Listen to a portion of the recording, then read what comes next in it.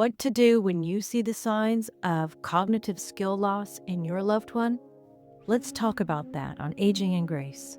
Cognitive skills would be the ability to function, that line that connects you to reality. Dementia and Alzheimer's can be blockers to the ability to function. Dementia isn't a specific disease, it's a group of symptoms that affect memory, thinking, and social abilities. It doesn't go in one direction. It's a constant ebb and flow in many people, where you'll see this, that they have moments of complete loss and then other moments of reasonable retention. You start by just forgetting, not just forgetting like we all do, but really forgetting where you've been, the context of your life, and you end up, not recognizing your loved ones. It's horrible for the person who says they feel that their brain is slipping. That's what my mother said. And it's also horrible for the people who have to caregive and experience that. Now, I'm not a doctor, but I can tell you about my journey, and I'd like to give some advice about what you can do if you're starting to see a loved one who's facing cognitive decline. What are the early signs to watch for? Short-term memory loss. So that's they can't remember something that happened just a few hours or even a few minutes ago. Asking repeated questions. It's almost like a tick where they ask the same question over and over again. It's because they can't get the information to stick in their brain. Confusing time and place. They're unfamiliar with their surroundings, even familiar surroundings. And they also don't understand the time range. My mother at 89 thought she was 64. And also she was unaware of what city she was living in. Another point they might have a problem with is difficulty with simple tasks. Maybe making a phone call, especially if your parent or loved one is using a smartphone. They may simply forget how smartphones work. You might have seen that joke where someone thinks they're making a phone call, but they're just using the calculator. It's kind of funny until it's not, right? A big one, especially with Alzheimer's and dementia, is changes in personality. And this can include everything from happiness to depression, but also anger. And, I think when people feel their brain slipping, this anger definitely comes out, especially if they are confronted with their dementia. Your parent saying something 7 times and you saying, I'm not going to answer this the 7th time, I'm done answering this question. It can really raise anger in them. And the other part of it is the anger that just comes from sort of loss of agencies, loss of their own control over their life. I think there's a lot of anger behind that. I know my mother had that. Later on, that anger subsided as, you could say, the loss completed the cycle.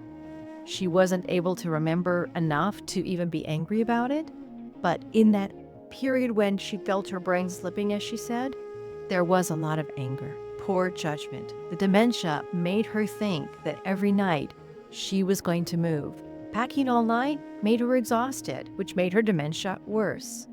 If they're consistently presenting these symptoms to you, you're going to want to take the next step, which is get medical help and get local support. The first step is to talk to your local doctor.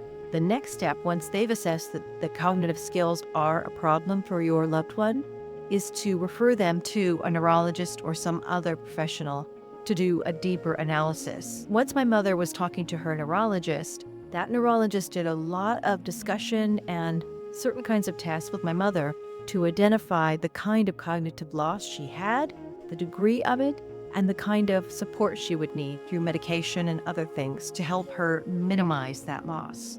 You'll probably also want to talk to a social worker or a care worker. If you hit more below, you'll see all the resources I'm going to give you to hopefully help you get the help you need. Reach out to your church, family and friends, but also if your parent or loved one belongs to Aetna, Humana, or United Healthcare, then reach out and find out if there are so-called wellness centers. These are places where seniors can meet, take up a hobby, chat with a friend, get some healthcare support, and just maintain their current cognitive state by being socially interactive.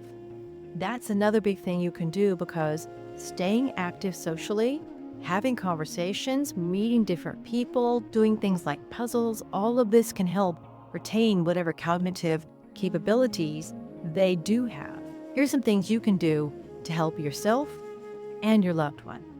Number 1, Simplify daily routines. The less they have to remember, the more things are in the same place every time, the less they feel disconnected from their world. So for instance, one of the things I did was I put a key rack up on my mother's assisted living place and had little labels. This is where you put your key. This is where you put your remote control. And so she felt that she knew where those things would be because it was labeled and there was a place for it. It didn't always work, and as she progressed, it got worse.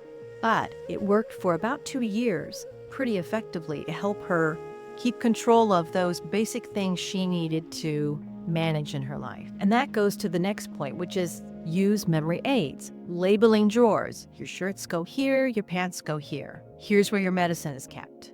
And use a whiteboard or a calendar for reminders. I did that. I took a whole calendar for the year and would write things on it. Also positive things like, have a great day. It's the first day of spring. Go outside. Things like that to help them feel connected to the world. The rhythm of life we take for granted, they don't have. Calendars or whiteboards with little reminders can help them have that feeling, that sense of time. Also focus on safety. This is really important. Falling and actually just even hitting themselves on the sides of things is a real big issue.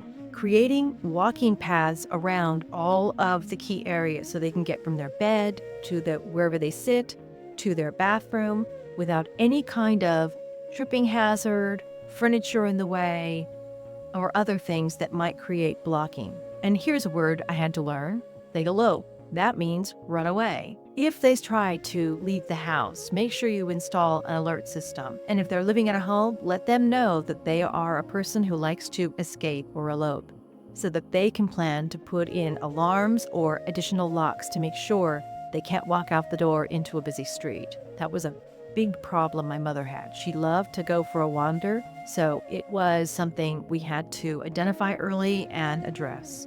And when talking to your loved one who's facing these cognitive skills, there's some really basic things you need to do. And again, I'll put in my list below a great source of information I found on YouTube about how to speak to a loved one with cognitive issues. Speak slowly. Speak kindly. Be ready to redirect. If you want to go out, we'll do that later. Have a seat right now. We're going to have a cup of tea. And if they ask for the 17th cup of tea and you don't want to give them that much tea, bring them a glass of water. And if they're confused, we don't need to argue with them or try to set them straight. We can just acknowledge the feeling they're having. Wow, you have a lot of questions today. Good for you. Or, wow, that would be scary if that happened to me. My mother would have very vivid dreams, almost like movies. And I don't know where she was getting this stuff, but they were pretty wild stories. But just listening to them, you don't have to tell her they're not true. Just let her be in her own reality sometimes. It's okay to be frustrated, but it's not okay to be frustrated at them. They can't help it. So remember to be nice and be kind. I actually had to leave myself notes to be nice and be kind because it's not intentional. It's just the disease. And finally, take care of you. If you're tired, it's going to be a lot harder to be kind and nice. If you're not getting enough sleep, it's going to impact your cognitive capability, your ability to think clearly, and your ability to deal with someone who also isn't thinking clearly. So that's not good. Take care of yourself. Take time for yourself, give yourself grace, and find support. And if you want to know more about how to ask for help and find it, or the life cycle of aging and what you can expect along the way, check out these videos. And if you can, give the video a like and subscribe. It will really help the channel. And please let me know, are you dealing with someone with cognitive loss? Do you have any tips for the rest of us?